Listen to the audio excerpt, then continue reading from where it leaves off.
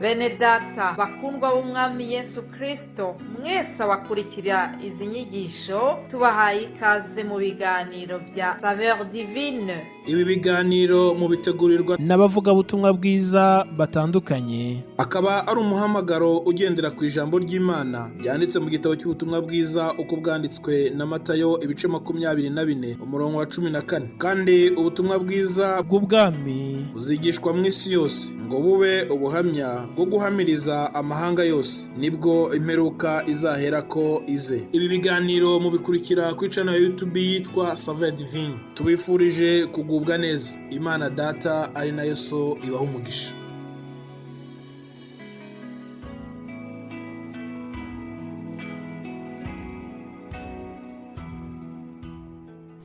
Yesu ashimwe bakundwa nshuti z'umusaraba, mwese abakurikira ibi biganiro byacu bya Saveur Divine, ndabaramukije. Amahoro ya Kristo n'abane namwe, umwuka wera abanezeza aho muherereye hose mu mpande z'isi. Imana ishimwe yongeye kuduha iki cyumweru gishyashya. Imana ishimwe kubw'uyu mwuka w'abazima duhumeka. Njyewe ubavugisha ndashimira Imana kuko ndi muzima. Ndashimira Imana kubw'ubuzima impaye, kubw'uyu munsi nyongereye aho kuwa mbere. Uyu ni umunsi Imana yaremye kandi ijambo ryayo riravuga ngo tunezererwemo. Haleluya.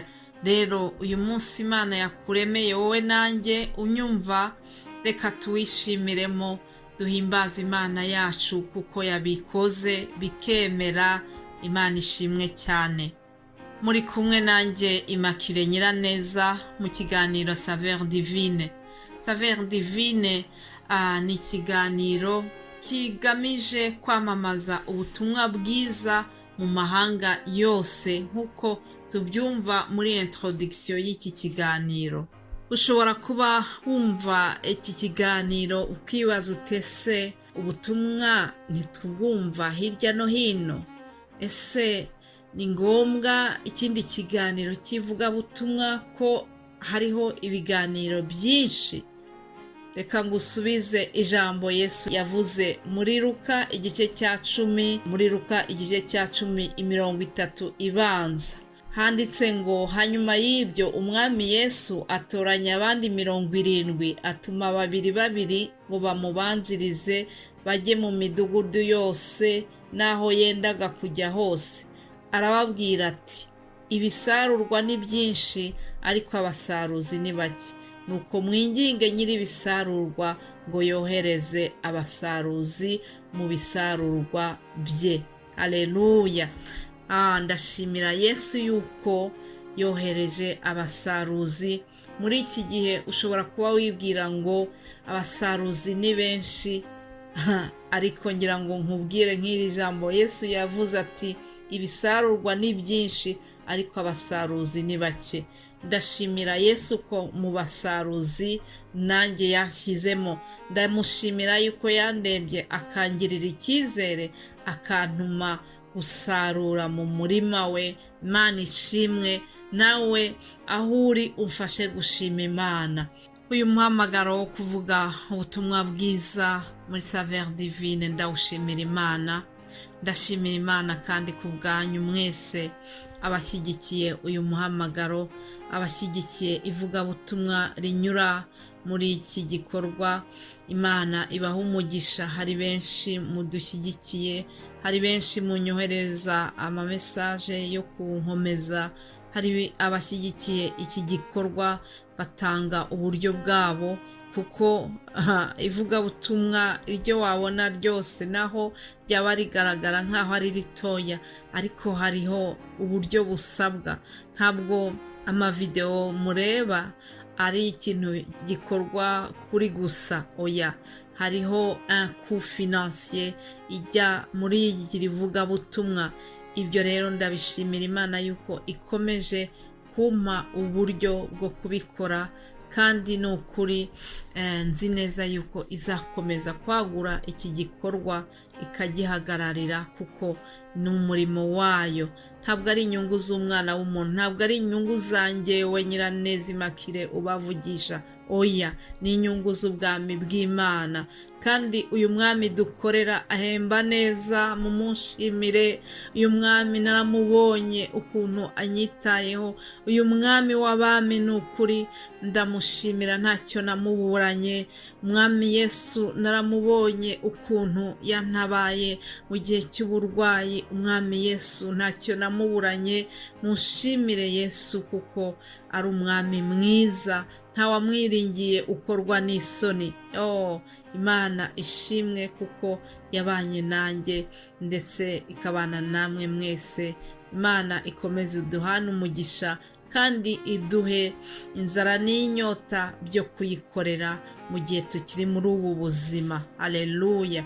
Mwese rero abashyigikira iki gikorwa, Imana ibaha umugisha kandi nzi neza yuko ntabwo mwibeshye, kandi mumenye yuko byanze bikunze ibyo tubiba, ibyo tubibye tuzabisarura tukiri muri iyi si, naho tutabisarura n'abadukomokaho bazabisarura. Ariko Imana yacu ndagira ngo mbabwire yuko itibagirwa imirimo myiza dukorera ubwami bw'ijuru. Haleluya. Nk'uko rero mubimenyereye, niba mumenyereye kino kiganiro, buri wa mbere tuba dufite ijambo ry'Imana tugenderaho, hanyuma tukarikurikira kuwa mbere, kuwa kabiri kugeza kuwa gatanu hakaba hari umukozi w'Imana uvuga ubutumwa ariko dukurikiye teme imwe. Muri iki cyumweru tuzaganira ku ijambo ryitwa ngo hahirwa. Hari abantu bahiriwe.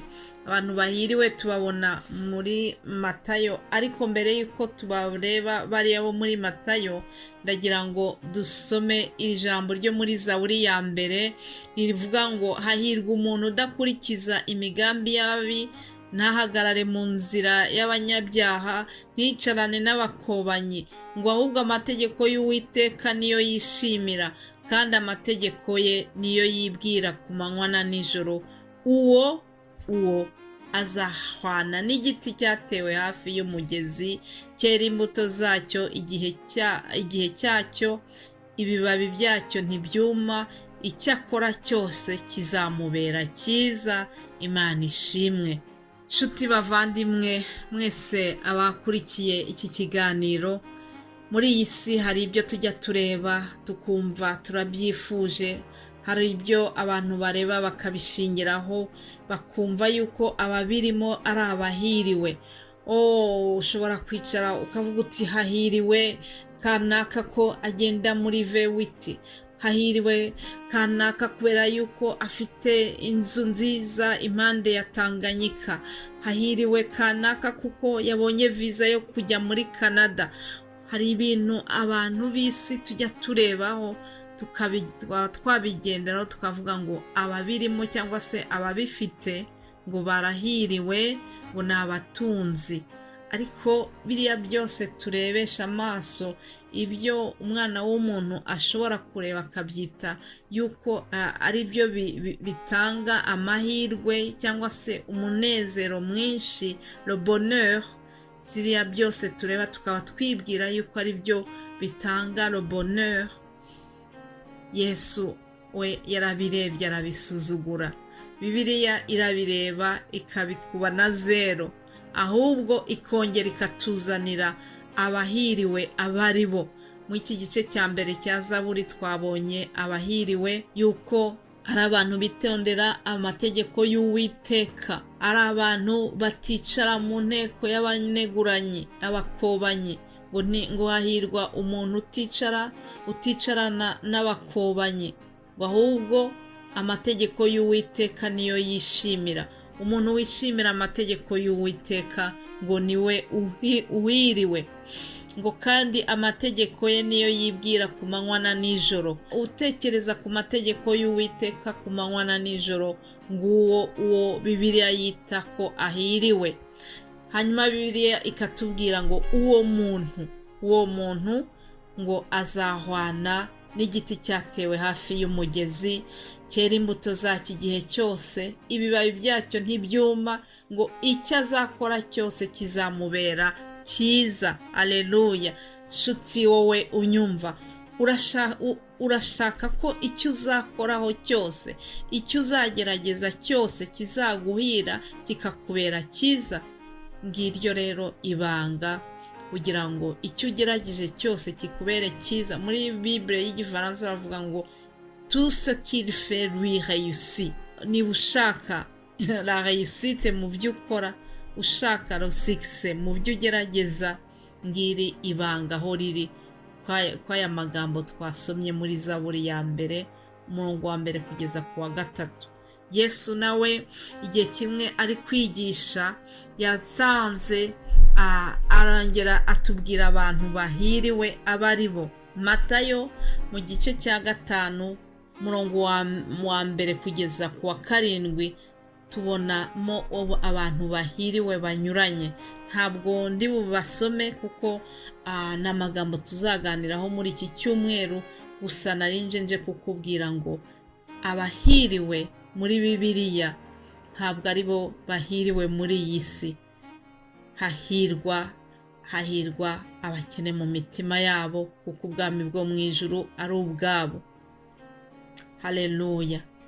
Ndakwifuriza kugira ngo ube muri iki gitigiri, muri iyi kategori y'abantu bahiriwe. Hari abo Bibiliya, hari abo Yesu yarebye aravuga ati abangaba barahiriwe. Ndakwifuriza rero kuba muri uyu mubare mwiza w'abahiriwe. Ndakwifuriza kugira ngo ugire icyumweru cyiza, umwuka wera azakunezeze, ijambo ry'Imana rizakunezeze mu izina rya Yesu Kristo, ngo kandi icyo azakora cyose kizamubera cyiza. Ndakwifuriza ngo icyo uzakora cyose muri iki cyumweru kizakubere cyiza mu izina rya Yesu. Amen, amen.